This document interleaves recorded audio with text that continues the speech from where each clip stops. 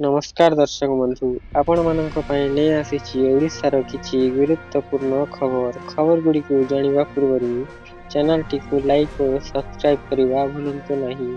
ଚାଲନ୍ତୁ ଆଜିର ଖବର ବିଷୟରେ ଜାଣିବା। ଭୁବନେଶ୍ୱର ସରକାନ୍ତ ଅଞ୍ଚଳରେ ଏକ ହତ୍ୟା ଘଟଣା ଘଟିଛି। ଏମ୍ସରେ କାମ କରୁଥିବା ସୁଧାଂଶୁ ଖୁଣ୍ଟିଆଙ୍କୁ ଅଜଣା ଦୁର୍ବୃତ୍ତ ଗୁଳି ମାରି ଆହତ କରିଥିଲେ। ଗୁରୁତର ଅବସ୍ଥାରେ ଏମ୍ସରେ ଭର୍ତ୍ତି କରାଯାଇଥିଲା, କିନ୍ତୁ ଚିକିତ୍ସାଧୀନରେ ସେ ଜୀବନ ହାରିଲେ। ଖବର ଅନୁସାରେ ସକାଳ ସମୟରେ କାମ କରି ଘରକୁ ଫେରୁଥିବା ବେଳେ ଏହି ଆକ୍ରମଣ ହୋଇଥିଲା। ପୁଲିସ ଅନୁମାନ କରୁଛି ଯେ ଏହା ପୂର୍ବ ଶତ୍ରୁତା ଜନିତ ହୋଇପାରେ। ଏହି ଘଟଣା ରାଜଧାନୀ ବଢ଼ୁଥିବା ଅପରାଧର ଆଉ ଉଦାହରଣ। ଦିନ ଦ୍ୱିପ୍ରହରରେ ମଧ୍ୟ ଅପରାଧୀମାନେ ଖୁଲମଖୁଲା ହତ୍ୟା କରୁଛନ୍ତି ଏବଂ ପୁଲିସ ଏପର୍ଯ୍ୟନ୍ତ ମୁଖ୍ୟ ଅଭିଯୁକ୍ତ ଧରିପାରି ନାହିଁ। କିଛି ଦିନ ପୂର୍ବରୁ ବ୍ରହ୍ମପୁରରେ ଆଇନଜୀବୀ ଓ ବିଜେପି ନେତା ପୀତବାସ ପଣ୍ଡାଙ୍କୁ ମଧ୍ୟ ଏଭଳି ଗୁଳି ମାରି ହତ୍ୟା କରାଯାଇଥିଲା। ପୁଲିସ ବର୍ତ୍ତମାନ ଏହି ମାମଲାରେ ଦୁଇ ଅପରାଧୀଙ୍କୁ ପଚରାଉଚରା କରୁଛି। ପରବର୍ତ୍ତୀ ଖବର। ଚାଲିଛି କାର୍ତ୍ତିକ ପବିତ୍ର ମାସ, ଯେଉଁଥିରେ ହବିଷ୍ୟାଳିଙ୍କ ଭକ୍ତି ଓ ଶ୍ରଦ୍ଧାରେ ଉଠିଛି ଶ୍ରୀକ୍ଷେତ୍ର ପୁରୀ। ଏକ ମାସ ଧରି ଚାଲୁଥିବା ଏହି ପୁଣ୍ୟମୟ ବ୍ରତର ସହ ଭକ୍ତ ପ୍ରତିଦିନ ଶ୍ରୀଜୀଉଙ୍କ ଦର୍ଶନ ପାଇଁ ପୁରୀ ଆସୁଛନ୍ତି। ହବିଷ୍ୟାଳିଙ୍କ ଗୀତ, ପ୍ରାର୍ଥନା ଓ ପୂଜାରେ ଗୁଞ୍ଜି ଉଠୁଛି ଶ୍ରୀଧାମ ପୁରୀ। ଆଜି କାର୍ତ୍ତିକ ମାସର ପ୍ରଥମ ସୋମବାର ଥିବାରୁ ଶ୍ରୀମନ୍ଦିର ସହିତ ରାଜ୍ୟର ବିଭିନ୍ନ ଶୈବ ପୀଠରେ ଭକ୍ତମାନଙ୍କ ଭିଡ଼ ଦେଖିବାକୁ ମିଳୁଛି। ଶ୍ରୀଜୀଉଙ୍କ ବାଳଧୂମ ନୀତି ବିଶେଷ ପୂଜା ପାଇଁ ଶ୍ରୀମନ୍ଦିର ପରିସର ଆଜି ଅଧିକ ଜୀବନ୍ତ ହୋଇ ଉଠିଛି। ଏହି ପବିତ୍ର ମାସରେ ଭକ୍ତି, ପୂଜା, ଆତ୍ମିକ ଶାନ୍ତିର ଅନନ୍ୟ ମହିମା ଦେଖିବାକୁ ମିଳୁଛି ଶ୍ରୀକ୍ଷେତ୍ର ପୁରୀରେ। ପରବର୍ତ୍ତୀ ଖବର। ଆଜିଠୁ ଓଡ଼ିଶାରେ ମୌସୁମୀ ବାୟୁ ପ୍ରତ୍ୟାବର୍ତ୍ତନ କରିବା ଆରମ୍ଭ ହେବ। ଦକ୍ଷିଣ ପଶ୍ଚିମ ମୌସୁମୀ ବାୟୁର ପଛ ହଟିବା ପାଇଁ ପାଗ ସମ୍ପୂର୍ଣ୍ଣ ଅନୁକୂଳ ରହିଛି। ବର୍ତ୍ତମାନ ଏହି ବାୟୁର ପ୍ରତ୍ୟାହାର ରେଖା ବାରଣାସୀ, ନବରଙ୍ଗପୁର, ଆକୋଲା, ଅହଲ୍ୟାନଗର ଓ ଆଲିବାଗ ମଧ୍ୟରେ ଗତି କରୁଛି। ଆସନ୍ତା 24 ଘଣ୍ଟା ମଧ୍ୟରେ ଓଡ଼ିଶା ସହିତ ପଶ୍ଚିମବଙ୍ଗ, ସିକିମ, ତେଲେଙ୍ଗାନା, ମହାରାଷ୍ଟ୍ର, ମଧ୍ୟପ୍ରଦେଶ, ଉତ୍ତରପ୍ରଦେଶ, ବିହାର, ଝାଡ଼ଖଣ୍ଡ ଓ ଛତିଶଗଡ଼ ମୌସୁମୀ ସମ୍ପୂର୍ଣ୍ଣ ଭାବେ ପ୍ରତ୍ୟାବର୍ତ୍ତନ କରିବ। ପାଣିପାଗ ବିଜ୍ଞାନ କେନ୍ଦ୍ର ଅନୁସାରେ ଆଗାମୀ 2-3 ଦିନ ମଧ୍ୟରେ ଉତ୍ତର ପୂର୍ବ ଭାରତରୁ ମଧ୍ୟ ମୌସୁମୀ ପଛ ହଟିବ। ଏଥି ତାପମାତ୍ରା ବଡ଼ ପରିବର୍ତ୍ତନ ହେବ ନାହିଁ, କିନ୍ତୁ 15 ତାରିଖ ପରେ ଦକ୍ଷିଣ ଓଡ଼ିଶାର କିଛି ଅଞ୍ଚଳରେ ବିଜୁଳି ସହିତ ହାଲୁକା ବର୍ଷା ଓ ପବନ ବହିବ। ଏହାପରେ ତାପମାତ୍ରା କମି ଆସି ଶୀତ ଋତୁ ରାଜ୍ୟରେ ପ୍ରବେଶ କରିବ। ପରବର୍ତ୍ତୀ ଖବର।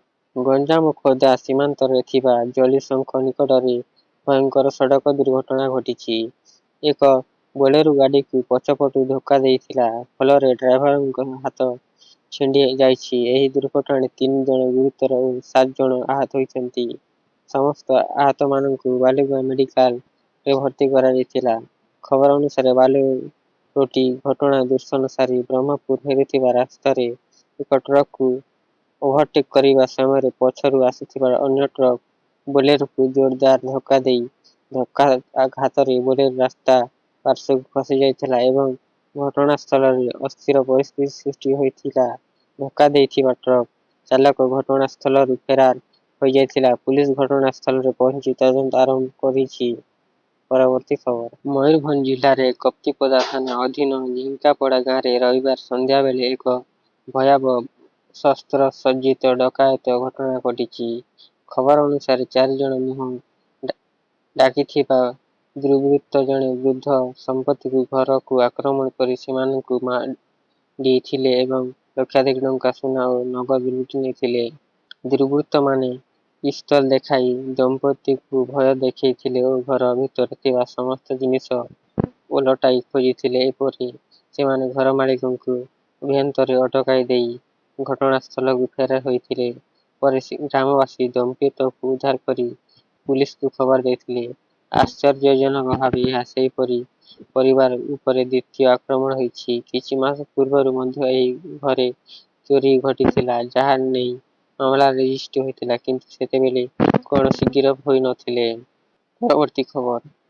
ମଧ୍ୟପ୍ରଦେଶ ଦିଗରେ ଗଞ୍ଜେଇ ଚାଲାଣ କରୁଥିବା ବୋଲେରୋ ଗାଡ଼ିକୁ ବଲାଙ୍ଗୀର କୁଇତଲା ଥାନା ପୁଲିସ ଜବତ କରିଛି। ଖବର ଅନୁସାରେ ଗାଡ଼ି MP35BA 0801 ନମ୍ବର ଥିଲା। ଓ ବୌଦ୍ଧ ଜିଲ୍ଲା କଣ୍ଟାମାଲରୁ ଆସିଥିବା ପେଟ୍ରୋଲିଂ ସମୟରେ ପୁଲିସ ଗାଡ଼ି ଭିତରେ ଗଞ୍ଜେଇ ଥିବା ସୂଚନା ମିଳିଥିଲା। ଯାଞ୍ଚରେ ଦେଖାଗଲା ଯେ ଗାଡ଼ିରେ 14 ପ୍ୟାକେଟ ଗଞ୍ଜେଇ ଥିଲା। ଏହି ଘଟଣାରେ 2 ଅଭିଯୁକ୍ତ ଚମ୍ପଟ ମାରିବାରେ ସଫଳ ହୋଇଥିଲେ। ଜଣେ ଅଭିଯୁକ୍ତଙ୍କୁ ପୋଲିସ ଅଟକ କରି ପଚରାଉଛନ୍ତି। ଖବର ଅନୁସାରେ ବୋଲେରୋ ଛତ୍ରପିପଲ ମେହେରମୁଣ୍ଡା ରାସ୍ତା ଦେଇ ମଧ୍ୟପ୍ରଦେଶକୁ ଯାଉଥିଲା ଓ ଗଞ୍ଜେଇ ମାଫିଆ ଦେଶର ଅନ୍ୟ ଅଞ୍ଚଳକୁ ଚାଲାଣ କରୁଥିଲେ। କୁଇତଲା ଥାନା ପୋଲିସ ଅଞ୍ଚଳ ମାଜିଷ୍ଟ୍ରେଟ ଉପସ୍ଥିତିରେ ଗାଡ଼ି ଜବତ ହୋଇଥିବାର ପରେ ଗଞ୍ଜେଇ ମୋଟ ଓଜନ ମପାଯିବ। ତାହାର ପରେ ସମ୍ପୂର୍ଣ୍ଣ ତଥ୍ୟ ସ୍ପଷ୍ଟ ହେବ। ପରବର୍ତ୍ତୀ ଖବର।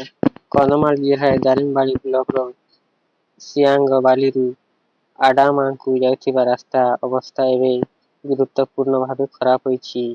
ପ୍ରଥମେ ଏହି ରାସ୍ତା ପ୍ରଧାନମନ୍ତ୍ରୀ ଗ୍ରାମ୍ୟ ସଡ଼କ ଯୋଜନାରେ ନିର୍ମିତ ହୋଇଥିଲା, କିନ୍ତୁ ରକ୍ଷଣାବେକ୍ଷଣ ନ ହେବାରୁ ବର୍ତ୍ତମାନ ଗାଡ଼ି ଚାଲାଣ କଠିନ ହୋଇଛି। ଏହି ରାସ୍ତା ଆଡାମ ଛକ ଓ 59 ନମ୍ବର ଜାତୀୟ ରାଜପଥ ସହିତ ସଂଯୋଗ ରଖେ, ଯାହାଦ୍ୱାରା ଲୋକମାନେ ବ୍ରହ୍ମପୁର, ବାଲିଗୁଡା, ଫୁଲବାଣୀ ଯାତାୟାତ କରନ୍ତି। ତଥାପି ଖରାପ ରାସ୍ତାର କାରଣରୁ ଏହାର ଯାତାୟାତ ଅସୁବିଧାଜନକ ହୋଇଛି। ଗ୍ରାମ୍ୟ ଉନ୍ନୟନ ବିଭାଗ କନିଷ୍ଠ ଯାତ୍ରୀ ସଞ୍ଚୟ ବେପାର କରୁଛନ୍ତି। ରାସ୍ତା ମରାମତି ପାଇଁ ଅଟକଳ ପଠାଯାଇଥିବା ଅନୁଦାନ ମିଳିଲେ ଟେଣ୍ଡର ମାଧ୍ୟମରେ ରାସ୍ତା ମରାମତି କରାଯିବ। ପରବର୍ତ୍ତୀ ଖବର। ପଶ୍ଚିମବଙ୍ଗରେ ବର୍ତ୍ତମାନ ରେଳ ଷ୍ଟେସନରେ ଗୋଟିଏ ବଡ଼ ଦୁର୍ଘଟଣା ଟଳିଗଲା। ଏକ ମହିଳା ଷ୍ଟେସନରେ ଫୁଟଓଭର ବ୍ରିଜରୁ ଖସି ପଡ଼ିଥିଲେ, ଯାହା ଫଳରେ 7-8 ଜଣ ଯାତ୍ରୀ ଆହତ ହୋଇଛନ୍ତି। ସେ ସମସ୍ତ ଆହତଙ୍କୁ ବର୍ଦ୍ଧମାନ ମେଡିକାଲ କଲେଜରେ ଚିକିତ୍ସା ପାଇଁ ନିଆଯାଇଛି ଏବଂ କୌଣସି ମୃତ୍ୟୁ ଘଟିନାହିଁ। ସେହି ସମୟରେ ପ୍ଲାଟଫର୍ମରେ ଥିବା ଯାତ୍ରୀମାନେ ଓ ଟ୍ରେନ୍ ଚଳାଚଳ କାରଣରେ ରେସ୍ ପରିସ୍ଥିତି ଉପୁଜିଥିଲା।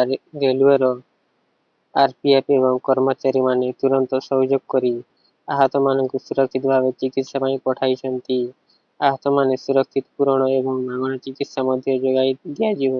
ଏହି ଦୁର୍ଘଟଣା ଆମକୁ ଶିଖାଏ, ଷ୍ଟେସନରେ ସତର୍କ ରହିବା ଆବଶ୍ୟକ।